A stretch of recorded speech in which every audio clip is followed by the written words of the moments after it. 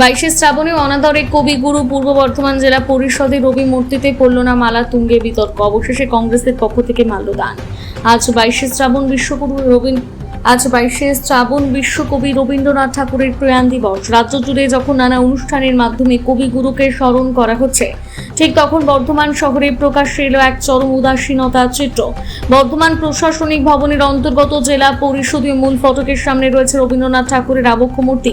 প্রশাসনিক চত্বরে ধুলো আর গাছটি ঢাকা বিশ্বকবির মূর্তি। কিন্তু প্রয়াণ দিবসের বিশেষ দিনে আজ দিনভর দেখা গেল এক অদ্ভুত হতাশাজনক দৃশ্য।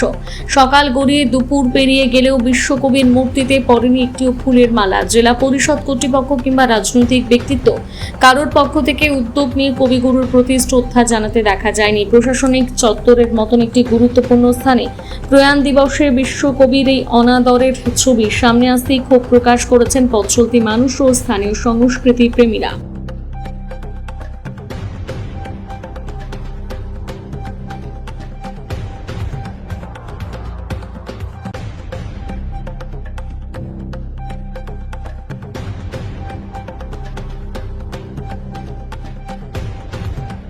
আজকের দিনটা ভারতীয়দের কাছে, বাঙালির কাছে একটা ভাবাক্রান্ত দিন। আজকের দিনে আমরা জানি যে আমাদের বিশ্বগুরু, বিশ্বকবি রবীন্দ্রনাথ ঠাকুরের প্রয়াণ দিবস। কিন্তু সব থেকে লজ্জাকর বিষয়, আজকে আমরা যেখানে দাঁড়িয়ে আছি, এই বাড়িটির নাম হচ্ছে বর্ধমান জেলা পরিষদ।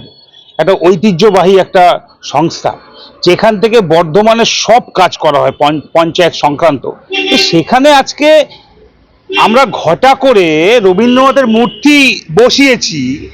তার সঙ্গে উল্লেখ্য বিষয়ের আগেও আমি তুলে ধরেছিলাম যে একটা গাছের সামনে মূর্তি, যেখানে রবীন্দ্রনাথের মুখটাকেও দেখতে পায় না। আর তার নতুন সংযোজন আজকে পালা বদল হতেই পারে, সরকার পরিবর্তন হতেই পারে। এই বিল্ডিং আজকে কেউ আসছে না, সে তো আসছে না, কিন্তু সেখানে আমরা দেখতে পাচ্ছি যখন মূর্তি আছে সেখানে আমরা রবীন্দ্রনাথের কথা মালা দিতে পারবো না। এর থেকে অকর্মণ্যতা দেখা সম্ভব না। এটা আমাদের বাঙালির কাছে লজ্জা, বর্ধমানবাসী হিসেবে লজ্জা বোধ করছি।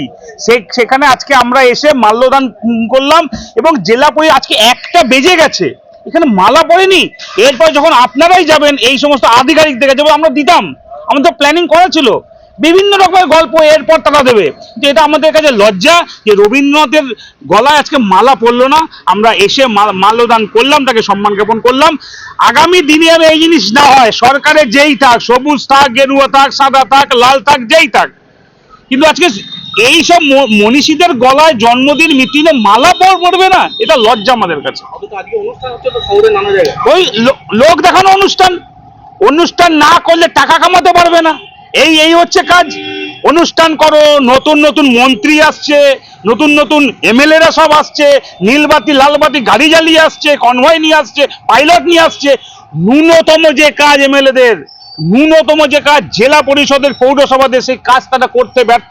যে রবীন্দ্রনাথের মতো একজন মনীষী গলায় মালা পড়বে না আর অন্য জায়গায় প্রোগ্রামে ঘটা করে নাচ গান হবে, এটা লজ্জা আমাদের কাছে। কি দেখলে এখানে কি অবস্থা? একদমই মানে ভগ্ন অবস্থায়, এক তো আছেই নোংরা, ধুলো বালি এবং তার গলায় মানে এটা আমাদের বলতেও খারাপ লাগছে। এখন প্রায় 1:05-10 বাজে এখন। হ্যাঁ দিলাম, কি করবো বলুন। এটা তো আমরা তো আর ওই হাইপ করে লাল পেরে শাড়ি পরে মাথায় সেই ফুল বেঁধে ওই অনুষ্ঠান আমরা পারি না। আমরা মনীষীদের ন্যায্য সম্মান দিই, অ্যাটলিস্ট গলায় মালাটা তো দিতে হবে, নাহলে মূর্তিটা সরিয়ে দিন মূর্তি এখান থেকে।